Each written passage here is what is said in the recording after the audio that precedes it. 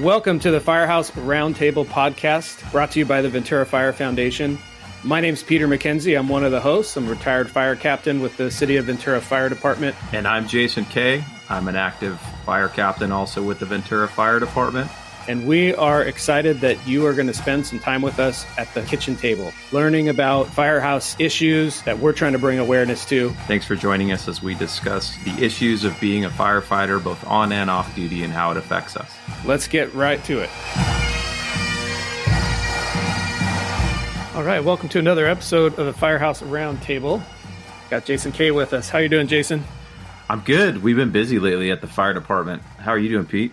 I'm doing good. Yeah. What's going on at the fire department? Just a lot of calls, or what are you guys doing? Well, we're busy. We're always busy with calls, but specifically with all the rain we had in the last few weeks, we've been running a ton of swift water calls.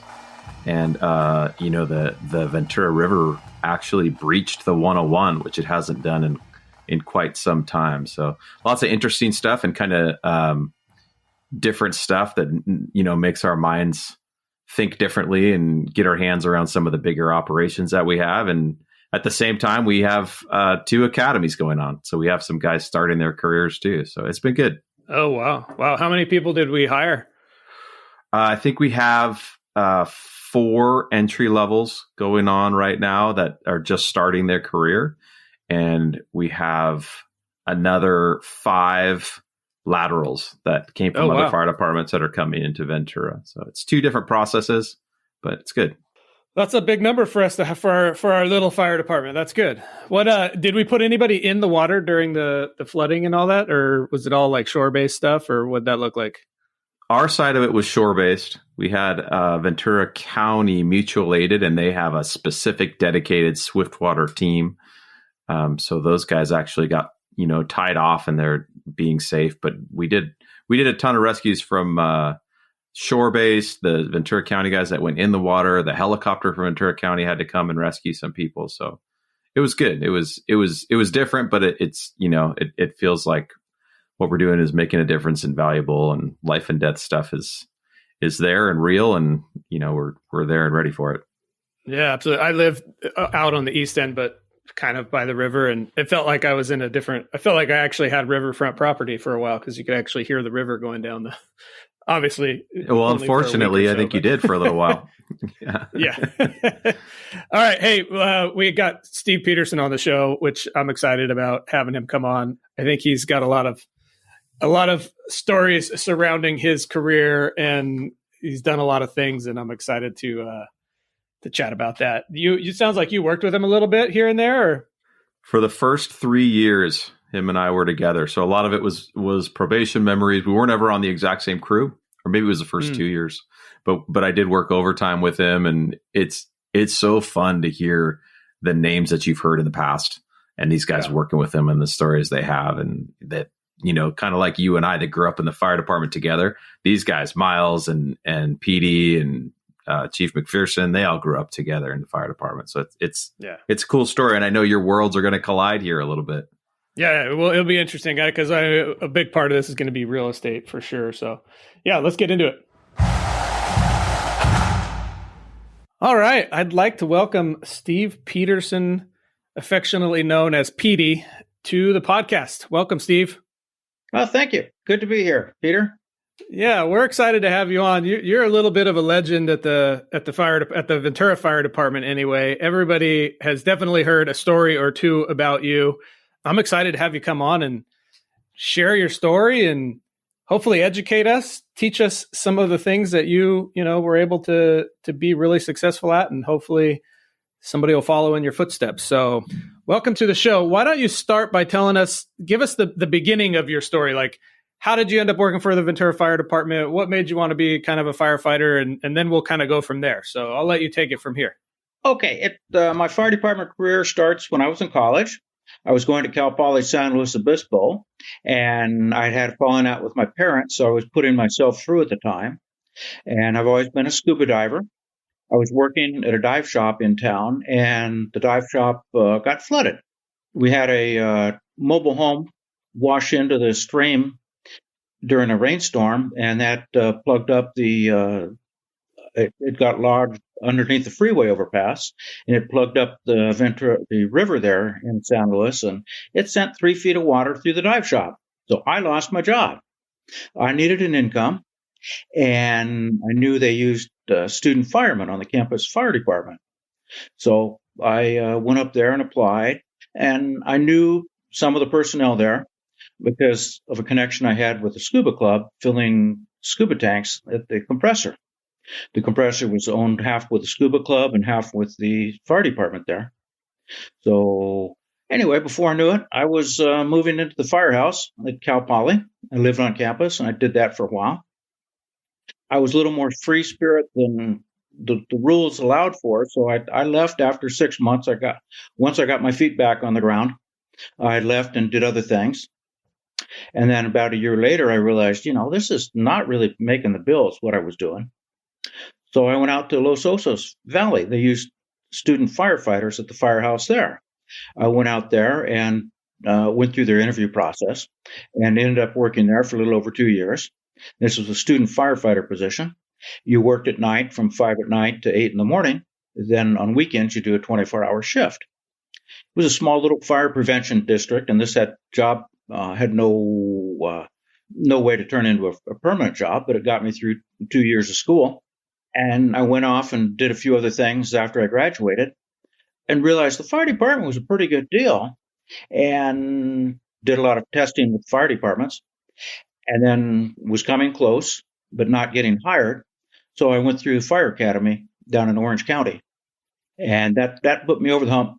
The next test I took after the fire academy was with Ventura City, and I came here and had a great career with the department.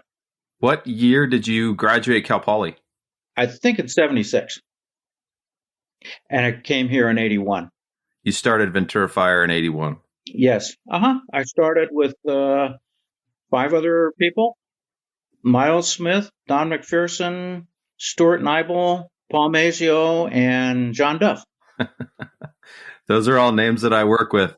Those are big names in the fire department. Yeah. Well, so that was kind of the start of how you got to the fire department.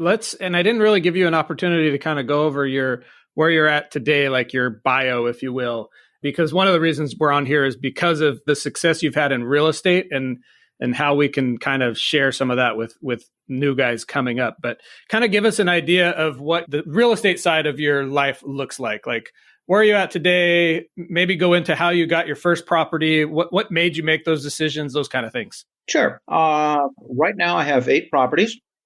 I've never sold any property. 5 of those 8 properties are fourplexes on adjacent lots. So each one is separate. I run them together as an apartment house of 20 units. And then I have 3 properties, each with 2 houses on them, all in Ventura. And I never planned to be a landlord. I just saw a good thing and chased after it. I think it was 83, I started looking at properties, mainly because the other people at work told me I had to buy property. And it didn't make economic sense to me to put myself into 30 years of paying off a property. I was single. I'm still single. And at the time, I was renting a house with 2 other guys up on the hillside above the hospitals there. Great property. I never saw the landlord. I was there about 2 years, and I was paying $235 a month for the master bedroom. And that might have included utilities, too. I'm thinking, why should I buy property? And I went by one. The guys kept telling me, you got to. It didn't make sense at the time. I went by one property I know. I saw it down in Pierpont, and I went over to the listing agent's office, and she was trying to find a way for me to buy it. Well, she found a way for me to qualify for the loan that was more than my take-home pay at work. And that bothered me. My plan was to rent 3 bedrooms out to other people. I'd live in one and rent 3 bedrooms out to other people, and that way I could make payments. Well, she kept saying, it's legal. And I didn't know what I was doing, but it scared me so much I left her office and never went back. And then let me pause you right there, because there's a lot here that I want to unpack. couple things. One, you may have invented house hacking. So the whole buy a house and then individually rent out the rooms, like that today is like a really big strategy that people use to buy houses that are, expensive, that are hard to afford. So you were like probably one of the original house hacking. You didn't have a name back then, but that's exactly what you were doing. But I want to go over something because what you said is exactly the same things I've heard around that kitchen table for the 20 years I was around the kitchen table. And that was, It didn't make sense when my rent was $235. Why am I going to go out and buy a property and have my mortgage be way more than that? Like, I just couldn't comprehend why that was a good idea. And that same thought process exists today. Obviously, the prices were different back then. The prices are much more expensive now, but the same like limiting belief is there. So explain to us how you overcame that. Like, because I'm assuming when you went to go buy the house, it was way more money than $235 a month. Is that accurate? Oh yeah. When I was buying, this was back in the early 80s. This was probably 83 at that time. Interest rates for a new loan were roughly 17%. Oh my goodness. If you haven't looked at housing prices back then, you're going to be appalled with how cheap they were. But we all thought they were overpriced at that time. Your average single-family dwelling on the East End, around Station 4's area, your 3-bedroom tract house with attached garage, those were going for about $90,000. And the one I looked at was on this fourplex. It started out a threeplex. Somebody had converted the garage to a bedroom and then built on an adjoining garage. And you could tell looking at the building it had been converted, and it was a shack. But and it was somewhere in the neighborhood of a little over $100,000. And then I got so scared that I went and took a real estate course. And that explained the process of buying a house. And one thing I realized at that agent's office is that I know nothing about what I'm doing. I'm committing myself for 30 years of payments, and I know nothing about that. The most I'd ever bought at that time was a $3,000 car. And now I'm buying something that's 30 times more expensive, and I'm committing myself for 30 years. I better learn what I'm doing. Back then, they had a really good real estate class. Sorry, I want to put a couple things in perspective. So what would your payment have been on that $100,000 property you were looking at with the 17% interest rate? How much, roughly? I can't really remember. That was 40 years ago. But ballpark, I know I needed to rent out 3 bedrooms at $250 a month to be able to make that go. Let's just say that's $750 plus your housing cost. And if your rent at the time was $235, it was just for the sake of our argument, your housing cost would have tripled. And I equate that to guys today who that same 3-bedroom, 2-bath house on the East End is going for, $750. People renting it, you're paying $3,500 maybe. And then if you were to go buy that house, it's not tripling. You're not paying $10,000 a month in rent. Or in a mortgage, you're paying much less. You're probably paying 6 or 7. So it's probably maybe doubling. But it's interesting for our listeners to put into perspective that even though the houses were cheap back then, it's the same. It didn't really change anything. The numbers were just smaller. In fact, I would argue that today, the increased cost of buying versus renting is probably lower. Because when I moved into town, I was renting an apartment on Channel for $700. And when we bought our first house, our mortgage was $2,400, which was, what is that? Over 3 times? Yeah. So anyway, I just want to relate this back to today's numbers for the people that are having the same conversation in their head in the stations today. So sorry, go ahead. Take it from there, Steve. But the mindset is the same. I thought things were overpriced back when I started buying. Real estate was hot back then. This was before computers and cell phones and everything. When I was looking, good properties were going quick. Interest rates were high. Inflation rate was high. People were buying property as a hedge against inflation, I think. And after I took the real estate course, then I knew more what I was getting into. I knew some of the terminology. I knew the process of buying. And I realized I'd also done a lot of reading on different books, which I'll recommend later. And I realized a salesman is a salesman. They don't really care if I can afford that property. In fact, I realized that lady who was showing it to me If I had to sell it, well, I had a relationship with her already. I might sell it through her. So she'd win out again. But a salesman has a definite interest in selling you something because they're going to make money on it. So I realized the best thing I could do was deal with somebody that I trusted. And Dave Hilty, a fellow firefighter, who's retired from Ventura City, and he also owns one of the largest property management companies around now. He's done very, very well. Well, he was an agent, and he liked income property. I knew nothing about income property, but I started dealing with him because I figured I could trust him as more than I could trust any other salesman. And it was a very good decision I made because I learned a lot from Dave, and I bought all my properties through Dave too, also. So anyway, and you'll hear Dave more in the podcast probably. I've got a lot of admiration for him. Yeah, I just want to say, go ahead. Sorry, I don't mean to walk over. I just want to give a shout out to Dave Hilty. So Dave Hilty, obviously we know him well. He's a big supporter of the foundation financially. And then, he had a part in creating that memorial for Corey Iverson, which we just had his widow on the podcast, our last episode. So yeah, big fans of Dave Hilty. It falls right in line with him helping you, and it just goes in line with the kind of guy that he is. But yeah. Okay. So anyway, I started looking at properties with Dave, and we made a few offers. And luckily, we didn't get the first couple because every time we made an offer, I learned something. And basically, if you wanted a piece of property, a certain type of property, you had to have you had to have an offer in with a salesman. The good deals went before they ever got to multiple MLS, which I don't know if it still exists, but it was the multiple listing of properties. Before it got to the MLS, most stuff was sold in the house, the good deals. And he told me about one that had just got on the market that day. It was a rainy day during an El Nino winter, and nobody was looking. And we went and looked at it in the rain. And, we were the only people to look at it that day and made an offer, and it worked. We bought it. Well, this was a house on Catalina Street in Ventura, Midtown, 2-bedroom Spanish house, built, I think, in 1920s, maybe the 30s, and it had a small little back house.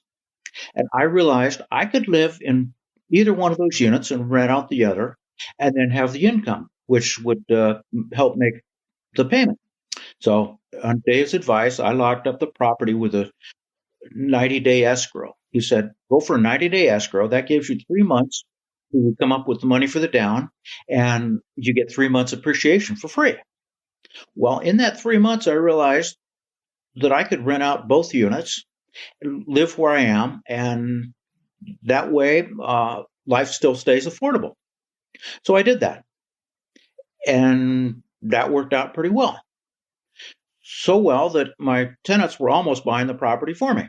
What's funny in listening to your story is, if I listen to a podcast today, there's a website called Bigger Pockets that is like the number one like real estate education thing, and they have a podcast, and I listen to it frequently, and they are saying literally the same things you're saying, but you were doing this back in the 70s and 80s. Nothing has changed. And which leads me into my next thing is, would you consider the strategies you employed complicated? No. It's just I always wanted the place on paper. I just wanted them to break even with the cash flow month to month. I would completely agree with you that what you're doing and what other people have done like you and investing in real estate, it's pretty simple. It is not complicated. We're not talking about derivatives and dividends and weird complex option strategies in the stock market. We're talking about buying a house or an apartment or whatever, renting it out, paying the mortgage, hanging on, sacrificing for a little bit until the rents go up in appreciation. And then once all that happens, now you look like a genius, right? But it's not complicated. And you're a perfect example. You were a fireman who thought, oh, these other firemen are doing this. I should look into this. Took a class, talked to a few people, go, yep, this is a good idea. Okay, I'm going to keep doing it. And I think what separates you from maybe a different firefighter is you're willing to be uncomfortable. You're willing to suck it up and be poor and not, poor on paper anyway, and, not buy the big fancy boats and take the big trips, but, sacrifice now so you could do all those things in the future. And I think that's what's awesome about your story, because most people aren't willing to do that. And the ones that are willing to do that are the ones that get ahead, but they don't get ahead quickly. They get ahead slowly over time, which is extremely unsexy and boring. And I'll say it's a testament to you. So you killed it, and that's awesome. I think Petey's not so much poor as content, right? His hobbies aren't super expensive. He likes what he does. He's does the diving thing and swimming, and he's kind of always a positive, happy guy with what he's doing. He doesn't need those bigger luxury items. And instead of having the liabilities, he buys the assets. That's great. I like the way you just broke down assets versus liabilities. I read one to get ready for the podcast. I went back and looked at some of my books, and Robert Kiyosaki had a book, Rich Dad, Poor Dad, and also one I was looking at last night, Prophecy. So he breaks down assets and liabilities, or assets earn money for you, liabilities take money away. And Absolutely. A lot of people get them mixed up. And I think I was lucky because I had a couple times where I didn't have much money in my life, and I learned how to be content without the fancy stuff. And the hard part for me now that I've done well financially is to break out of that and give myself permission to go buy. I could buy anything I want, but I don't really want to. I don't need it. It doesn't give me a thrill. So if you had to give just a couple pieces of advice for a new firefighter or someone who's been on for, a couple of years on how to replicate what you did today, what would it be? Okay, one of the captains asked me this a while ago. I'm trying to think who it was, but he said, what would you recommend for a new fireman to do? And his suggestion was to live out of a van or something. And that's exactly what I thought about doing when I came on. But we needed a telephone, and we didn't have cell phones back then. So my advice for a young guy coming on, a single guy, if a guy's married or has kids, it's a whole lot different. But basically is live cheaply, take the money that you make and find a place to invest it that you're comfortable with. And I thought his idea of living in your vehicle, would it be possible now? If I was to start now, what I would do is I would buy a camper. I happen to have one. I buy a decent truck. It doesn't have to be a new fancy one, but a decent truck. Put a camper on it and live in that camper. For a single person is not home much at all. Basically, their home is a place to store clothes if you're a single active person. If you're a fireman, you're going to be at the fire station at least 1/3 of the time. You're going to be out of town traveling, doing fun stuff part of the time too. So you're never home. So what I would do is live in my vehicle, save the money, and then when I got in a good financial position, buy that house. Well, that's what I would do to get ahead. But the key is to get into that first house and think 20 or 30 years down the road. If you want now, it might be cheaper than owning at the start, but before you know it, your rent has gone up and you haven't built any equity. And if people haven't ever looked at the idea of buying a house and the tax advantages, it might surprise them. Yeah, good advice. Good advice. Jason, before we switch gears, I know you're dabbling in real estate investing as well. Do you have any questions for Steve or anything you want to pick his brain about? When was your last purchase? Are you still purchasing properties? And if not, when was your last purchase? My last purchase was that one in 2008, 2009. I had just barely what I could handle. I managed my own property. Okay. Because I'm too cheap to pay that 6 or 8% to a property manager. I had enough to handle. I have a resident manager's wife work for me. Without their help, I'd go crazy. And I had no need for more. It would have been a great time to buy more. If I really wanted to build an empire, I guess I could have. But I don't want any more headaches. I've got plenty of income coming in. And things are doing just fine. Yeah, especially if you're managing all those properties yourself. That's a lot of work, even into retirement, even after you retired from the fire department. Did you do any refis of the places that you had in order to get other places, or was it all just saving up to to put it down? Oh, that's a great question. I refied my own personal residence more times than I can count Okay. because as things were going up in value, I could pull money out. And I had a really good loan officer. I hit it off with a Great Western. I can't remember his name, but I think one of his sons married Denny Robinson's daughter. I recommend developing a great relationship with a loan officer who can help you out when you're buying.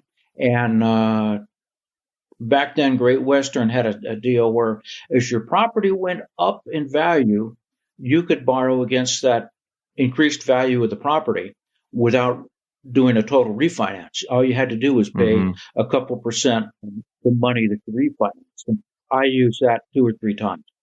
Okay.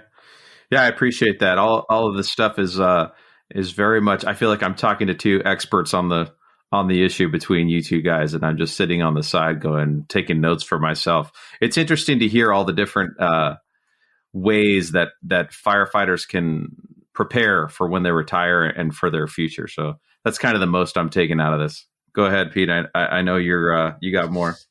Well, I was just thinking, like, I have to remind myself which podcast I'm in, because this could easily be the Accidental Landlord podcast, because we've been talking all real estate. So, which I think is awesome. I think our guys will get a lot of value out of that.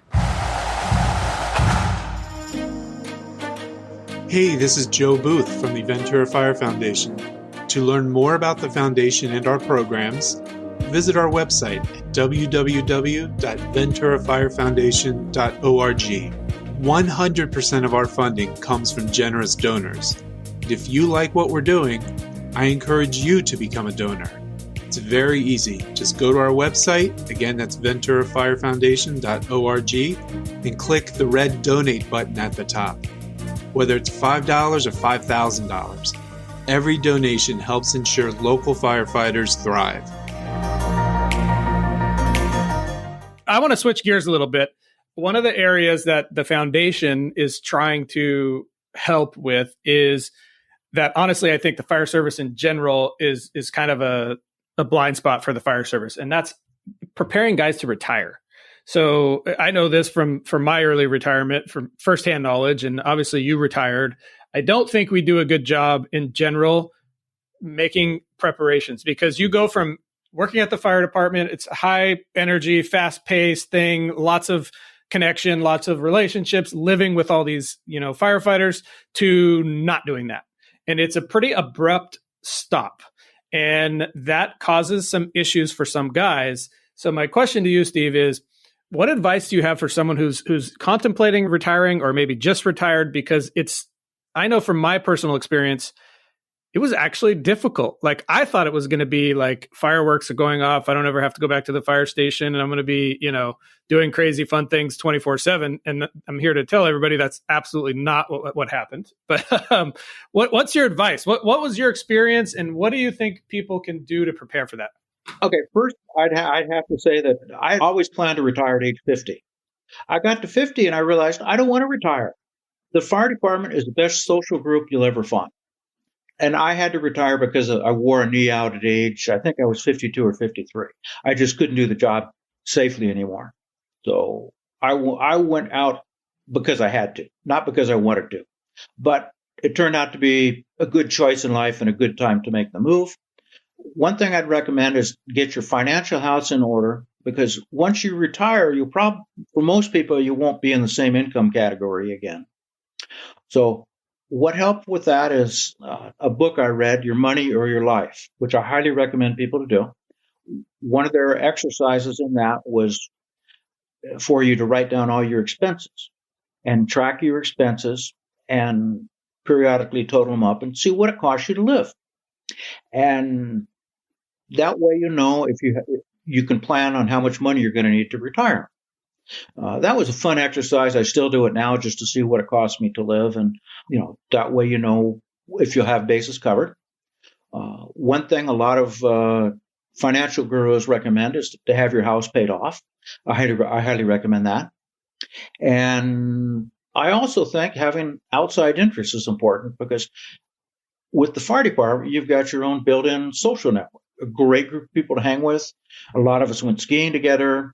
I did a lot of diving with people I worked with at the fire department, and it's a great group of people. You have to realize that once you retire, you've lost contact with that. They're still good people, but you've lost the daily contact with them.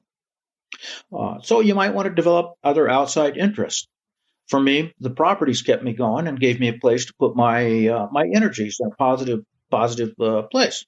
I would say that Steve is not one to lack activities when he retired. I see you biking around still all the time, and since your knee got fixed up, and I know with your properties that you have, you're always busy with that too. So that's pretty cool. Do you have a strategy financially for some of the guys? Do you have a preference? 457 IRAs, real estate stuff, some of each. Oh, let me talk a little about deferred comp. Sure.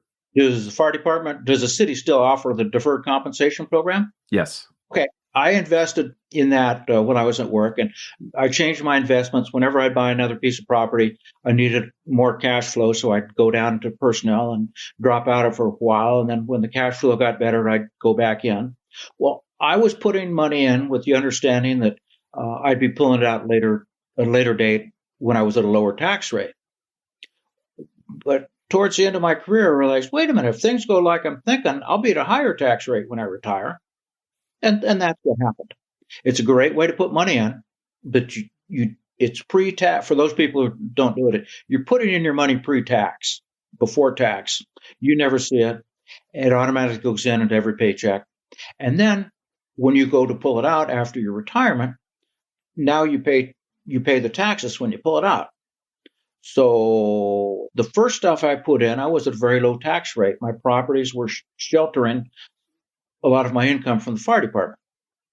And then as the properties started doing well and my cash flow got better, well, I started paying more taxes. So now I'm paying taxes on property on money at a higher rate, which is no big deal.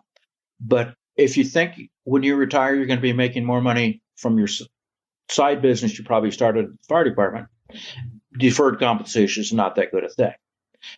If you think you're going to be at a lower tax rate, it's a fantastic vehicle. I know nothing about 401ks, Roth retirements, anything like that, but I just know real estate worked for me, and I can recommend it. Yeah, that's very interesting. I never thought about if there's a chance you could be at a higher tax rate when you retire, then maybe 457 is not the greatest place to invest. That's a good concept. I would say if you had that problem, it's a great problem to have. Yeah, that means you're doing better. Yeah, it's a great problem. I'll take that. I'll take that problem. Yeah. Just so people can put things in perspective.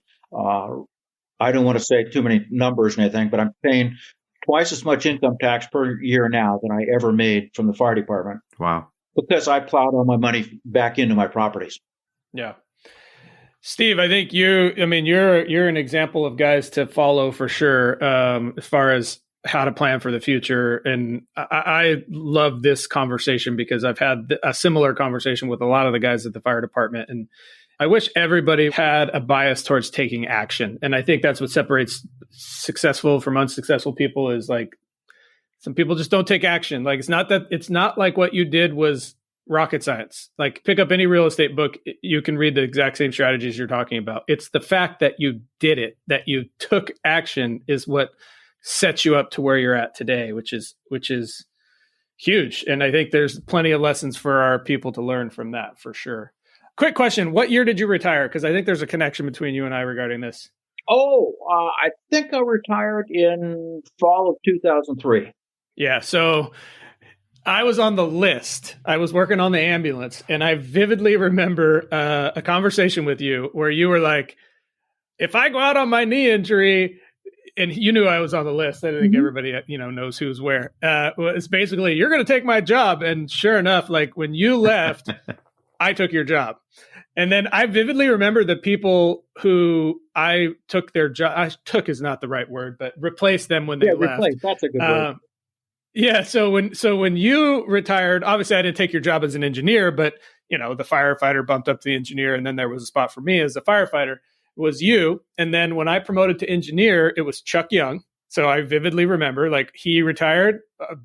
A week later, I was promoted to engineer. And then unfortunately, The captain spot that I took was John Van Manicus, which is a little bittersweet because for obvious reasons. But it's funny how those things stick in my memory. And although you and I never worked together at the fire department, we'll forever have that connection. So that was interesting. That's interesting. Do you remember whose job you took, Jason, or no? I don't, but I will say that I remember working with Petey a few times. We were never assigned to the same crew, but we worked overtime a bunch of times together. And I remember being on probation. It was him and Barry Simmons were working with me that day. I think I was working for Jason Chartrand one day. And part of my drills was you have to be able to find addresses quickly. You have to be able to get to calls quickly. And he gave me like 5 addresses, Petey did, to look up. And I said, here you go, sir. Here's exactly how you get to these addresses. And he goes, good. If any of those calls ever come out, those are my properties that I own. Make sure to get there quick and put those fires out. Well, if you were on the calls for my Kellogg Street property where the car drove through it, or the fire a couple years later, I want to thank you for knowing where they were and doing such a good job in both places. Yeah, absolutely. It was always fun to work with you. Petey, let's wrap this up with a good story. Like, tell us a story of, either something related to you or a story that you heard from guys that were at the generation before you. Let's try to memorialize a good story or two here at the end. One good thing, a story I heard, I kept hearing at the fire department, is from the guys I called the older guys. The I should have, I could have, I wish I would have stories in buying property around town. They kept telling me, oh, I should have bought that house next to me when I had the chance, but I just couldn't quite make it. I kept hearing the same stories from, everybody. And I told myself, that's never going to happen to me. I'm going to buy them. I'm going to buy all the good ones I see. But I quickly learned you couldn't. That's one thing. And I got a good story with Miles Smith on doing the course at Lake Casitas. I've always been a diver, and through my contacts, diving buddies and stuff, I got connected with the people who were building the course for the Olympics at Lake Casitas. This was a canoeing and kayaking course. And in '83, I worked for them as they did a regatta and laid out the course, and they liked what I did. So in '84, they hired me as the dive team coordinator. What we were doing is putting all the anchors for the course in the lake, working in 80 feet of water with a jackhammer. And, I got a bunch of people from the fire department to be interested in this. And Miles and I were diving up there one day. And what we had to do was operate a jackhammer on the bottom in 80 feet of water with just about no visibility. And they'd lower the jackhammer from this barge, and we'd go down there, and we're putting in an anchor that goes into the mud. And these were the same anchors you'll see they use for telephone poles. When a telephone pole has a cable going up to it from the ground, there are these anchors that are driven in with a jackhammer and hydraulic power, and it rotates this thing and screws it into the ground. But we're doing this in 80 feet of water and had about 3 lines attached to it and to the jackhammer. And what we do is we go down to the bottom. They'd lower the equipment first, and then we'd follow it down, get to the bottom. And the first thing we'd do would be check our depth gauges. This was before they had computers to use for diving. And we'd check our depth. And that way we can keep track of our time and depth for the bends. And then we're operating this jackhammer. And once you touch bottom, you don't see anything at all. You're operating in complete darkness. Miles was operating it, and we're kneeling on the mud, facing each other, holding the thing, and he's operating it.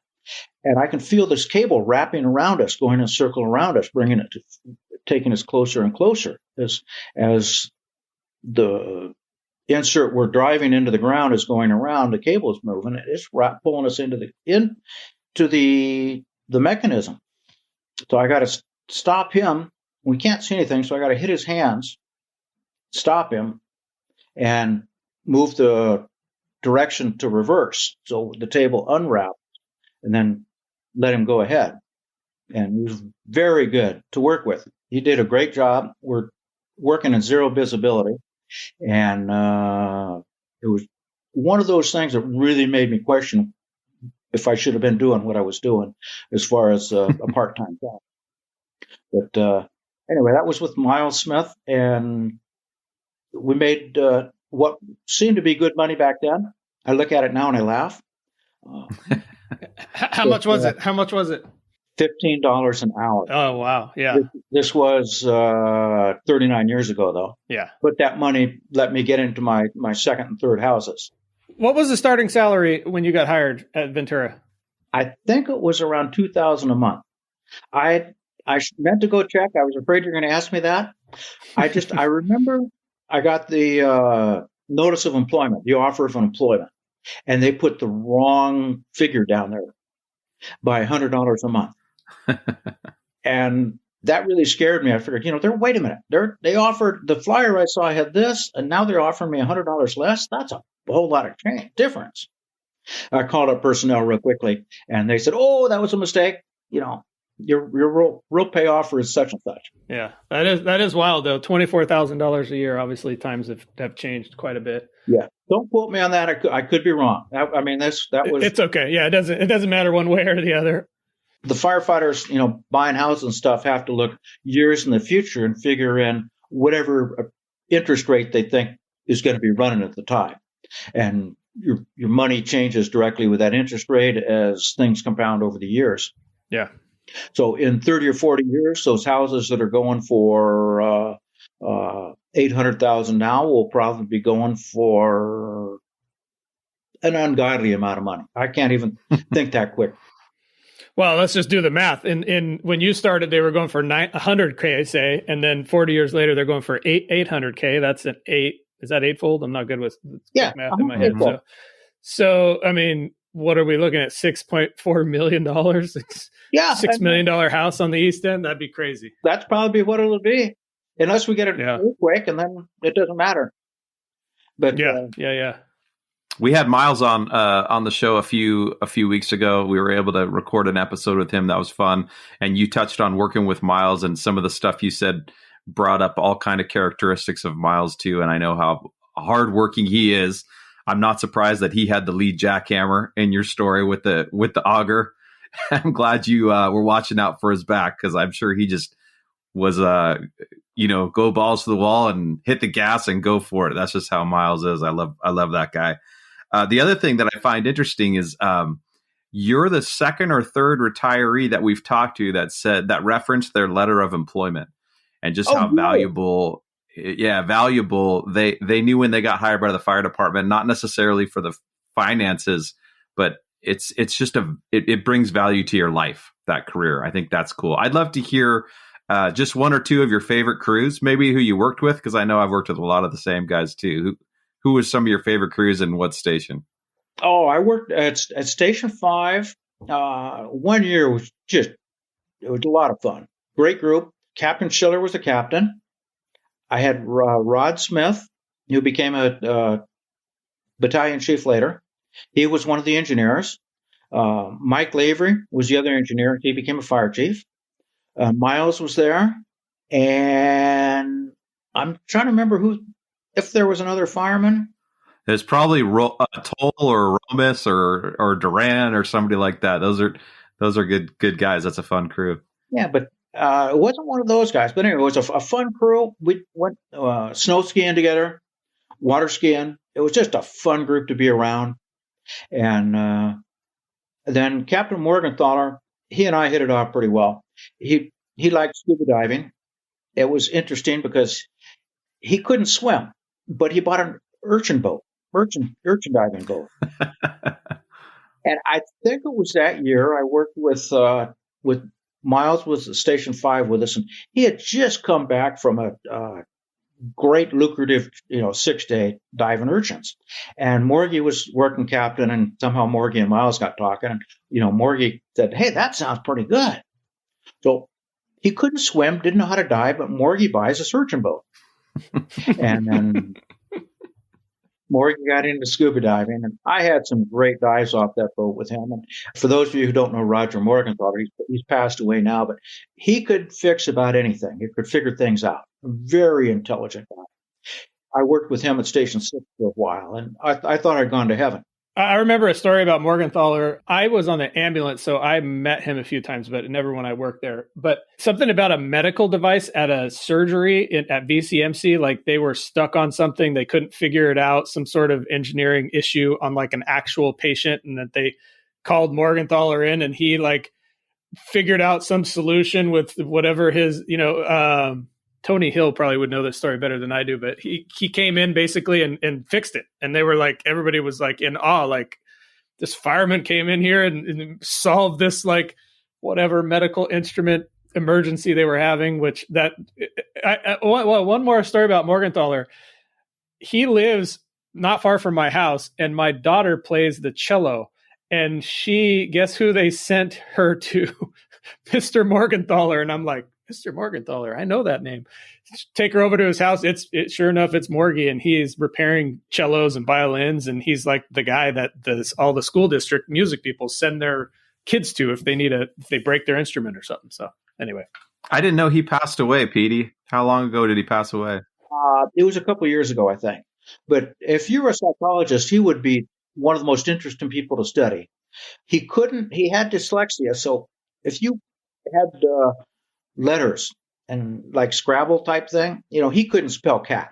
I swear to God, he'd mess up the letters. But he had a photographic. You've heard people with photographic memories. Well, he had a photographic memory, and I don't think he ever forgot anything he ever read or saw or got told to him. A tremendous knowledge that man had of practical stuff, and he kind of ham-fisted one of the last people you'd think to be repairing musical instruments, but he was the repair guy for him. He could really do intricate stuff, and just a great guy. I really admired him and enjoyed working with him. The fact that he never learned how to swim always bothered me because, and his thing was, well, I don't need to know what diving. I have my fins on. It bothered, I'm an old lifeguard guy. And the fact that, okay, if you fall off that boat, now you're in the middle of a channel, now you don't know how to swim, you got some problems. Yeah. But anyway, he was just one of those great people I've met throughout life, and very, very, very smart. I think that's a good spot to wrap it up. Steve, this has been awesome. Thank you so much for coming on and sharing your story. And I think that there's some actionable advice you've given that people would be very wise to take advantage of for sure. So I appreciate you coming on, and don't be a stranger and come around. And yeah, I think a lot of our guys would like to get to know you and put a face to the stories they've heard around the table for so long. All right. I've avoided going to the stations. I don't want to make a pest of myself. That was a part of my life that's over. But any of the guys want financial advice or how to get loans or how to manage property, I'm more than happy to tell them what's worked for me. Do you have some contact info if people want to reach out to you? You want to share? We can put it in our show notes, or I don't want to give your phone number out if you're not comfortable. Just my telephone number or email is fine. Okay. Will do. Jason, anything else you want to add? No, I really enjoyed this. We're straddling your two worlds, Peter. So this was fun. Yeah, for sure. Okay, awesome. Thanks, Steve. Thanks, Petey. It was good to talk to you. Oh, great talking to you, Jason, and thanks, Peter.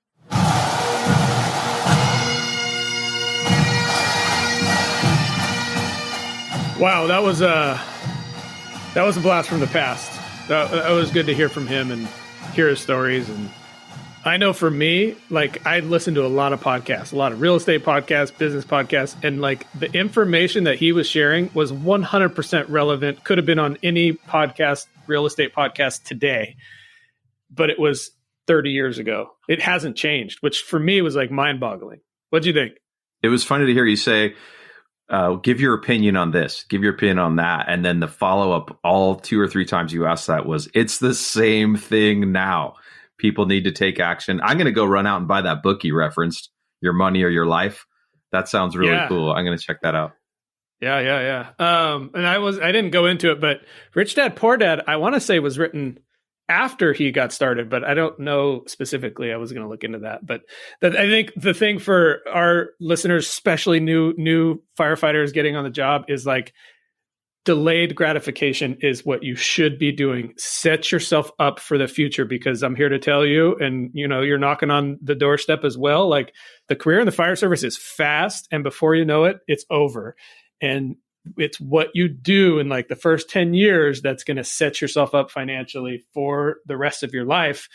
And you have an unbelievable opportunity in working for the fire department because of the way the schedule is structured to really do that. But he was a master at it. I would say he probably took it a little too extreme, right? Like, in his reputation and itself, admittedly, in the podcast, is that he's too cheap and that he struggles with that now. Like, I'm not saying you have to be like that, but like a little delayed gratification is extremely important to setting yourself up for the future.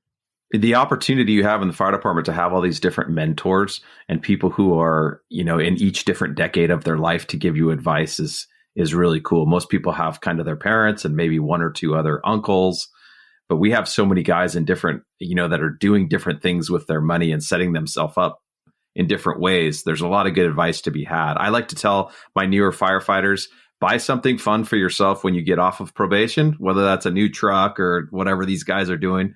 And then you got to set your life up with a budget and decide how you're going to invest. Be prepared, because, it may not feel like it in the first 5 years, but everybody who retires says, man, that 30, 35, 25, those years went by quick. And now they got to be ready for the rest of their life. And he even talked about his body breaking down and his knee giving out before he was ready to retire. So we all got to be ready for that stuff. Yeah. The other thing I thought was like super relevant is he goes, when I bought my properties, I felt they were way overvalued. If you talk to anybody who's buying a house right now, they feel like they're way overvalued. And then when the market crashed on him, nobody wanted to buy properties. And the same thing is happening now. People are like, oh no, it's coming down. I'm not buying. I'm not going to buy $800,000 house. It's going to be worth $700 in 6 months, right? It's the exact same, which is just wild to me. It's actually a good point of reference that gives me a little bit of confidence in, okay, I am kind of making the right moves here. Like, you shouldn't be, what's the saying, Warren Buffett, you should buy when people are fearful. I always butcher those things. But anyway, when things are down is when you need to be acquiring stuff. 17%. That rings out in my head over and over. He paid 17% interest in 1983 for his first property. And we're talking about, man, 7.5. That's crazy. I would never pay that percentage. So yeah, that was pretty cool to hear. Anyway, I'm just stoked that we're doing these and we're bringing on some of these retired guys that were behind us, and we're like bringing their stories back to life. And I'm curious if some of the people from their generation are listening, and like what kind of memories that's jogging in their minds, and hopefully good feelings. And speaking of which, if you're a retired person and you want to come on the podcast, reach out to us, because I think there's so much value in documenting these stories. And we have just, in the few handful of retired guys that we've done, you see the overlap of their stories, which is crazy. What's that going to look like for us when we're long gone? So yeah, we're already thinking of the future. And let me just plug the next couple episodes. I know we have our new therapy dog for the fire department, Hope. That's been one of our biggest social media crazes that people love talking about. They did an article on her for KTLA recently. She's been all over the news as our new therapy dog for our fire department in Ventura. And we're going to have a podcast coming up with her, her handler, and where the breeder came that she came from, that is nationally renowned for breeding and training therapy dogs and dogs like Hope. So we have that coming up to look forward to. We have more retirees and more firefighters, more experts coming in. So yeah, we got good stuff on the horizon. Yeah. Hey, Jason, thanks for all your time doing this podcast. I know firsthand how much work it takes, and it's not unnoticed. So good job. Thanks. You too.